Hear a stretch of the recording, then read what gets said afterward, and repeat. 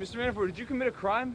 Paul Manafort seemed destined to be heading to one of America's most feared lockups, Rikers Island Jail in New York, known for its brutal conditions and accusations of excessive force by guards.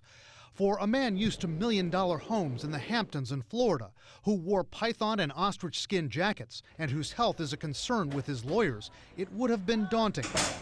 But tonight, Donald Trump's former campaign chairman is instead currently being housed at a federal prison in Manhattan, the Metropolitan Correctional Center. That's after Attorney General William Barr's deputy, Jeffrey Rosen, intervened. Rosen wrote to the Manhattan District Attorney, seeking his input on where Manafort should be held.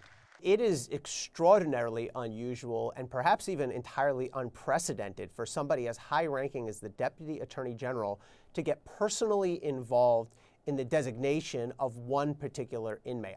Another former prosecutor says the risk here is the optic of special treatment for Manafort.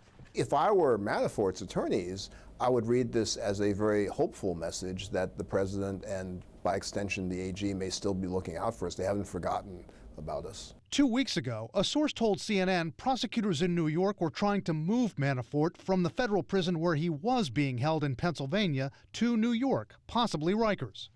Now, Manhattan DA Cy Vance says he never took a position on whether Manafort should be at Rikers. This federal prison in New York where Manafort's being held now is the same facility where convicted drug cartel chief Joaquin El Chapo Guzman is being held. Experts say while MCC is not Rikers, it's no picnic for the 70-year-old Manafort. It's a small jail, it's overcrowded, and it is cramped. And I don't know that they have a wing for protective custody individuals like Paul Manafort, because we don't have a lot of prisoners like Paul Manafort.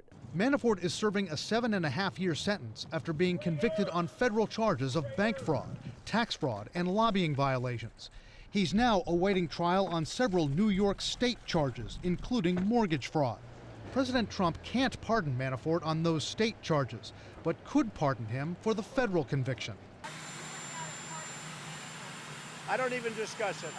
The only one discussing it is you.